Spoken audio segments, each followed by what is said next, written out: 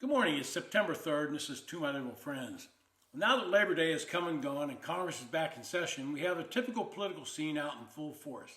August was the month that we all got some sort of reprieve from much of the nonsense, but get ready for a full onslaught in the next few months. The first thing I want to talk about today is what do Democrats actually stand for today? What we do know is their intense hatred of Donald Trump, and that seems to be all they can talk about. You don't hear them talk about policies or things they would do or what they would accomplish if they were in power. Donald Trump seems to live in their heads 24 hours a day.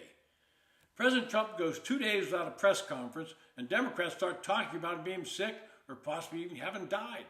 Joe Biden would go months without talking to the press, hiding somewhere in the White House. Anytime the press got near him, the staff would shuffle him away.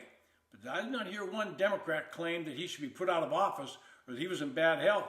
Instead, they covered it up.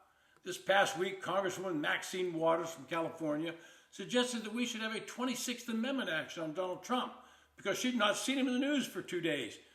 Now, I never heard Ms. Waters, the meetings I've been in her office was never be considered the sharpest knife in the drawer, never heard her suggest that Joe Biden should have a 26th Amendment action taken, and I think we all know that that probably should have occurred.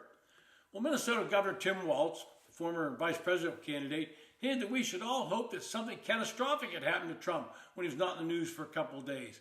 But then suddenly President Trump was back in the Oval Office taking questions from the media as he normally does. Think back a year ago.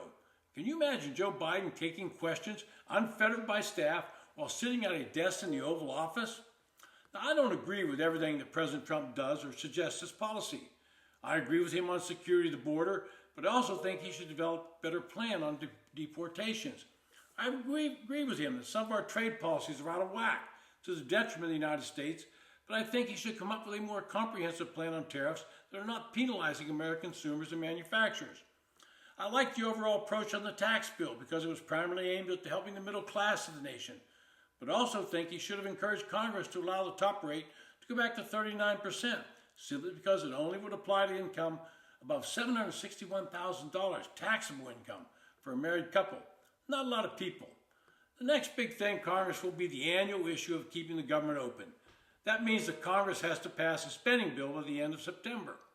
Democrats will use this as a negotiating lever, as Republicans have done in the past, and threaten to shut down the government if they don't get what they want. I hate to break it to them, but in the past, the party that refused to fund the government normally gets the blame. And with the current polling numbers of how they left review Democrats, I'm not sure they can afford to take that risk. The tool that Democrats and Republicans use in this fight is Rule 22 in the Senate. This is the filibuster rule. Remember when Democrats wanted to abolish the rule during the Biden administration? Then Senators Joe Manchin from West Virginia and Kyrsten Sinema from Arizona would not go along, and Democrats now find the rule benefits them. I've always been a supporter of the rule, but I do think there'd be some modifications. Rule 22 encourages negotiation on legislation, but in the past 20 years, it's become more of an obstruction rule than anything else. Which brings me to the next issue before the Senate. There are hundreds of presidential appointees waiting to be confirmed by the Senate, but Democrats are holding them up with various legislative procedures. Some are being held up under a filibuster threat, and others are just being delayed by stringing out the process. I believe that any president, whether they're a Democrat or Republican, they're entitled to have their team in place as soon as possible, and political shenanigans by the opposing party should not be tolerated. Unless there's some overriding issue that would disqualify an appointee from holding the position, they should be confirmed in an expeditious manner. And then there's the blue slip tradition in the Senate on U.S. attorneys, U.S. Circuit, and District Court nominations that's being abused right now. Republicans in the Senate are loath to abandon the tradition, but Democrats right now are taking it to the extreme.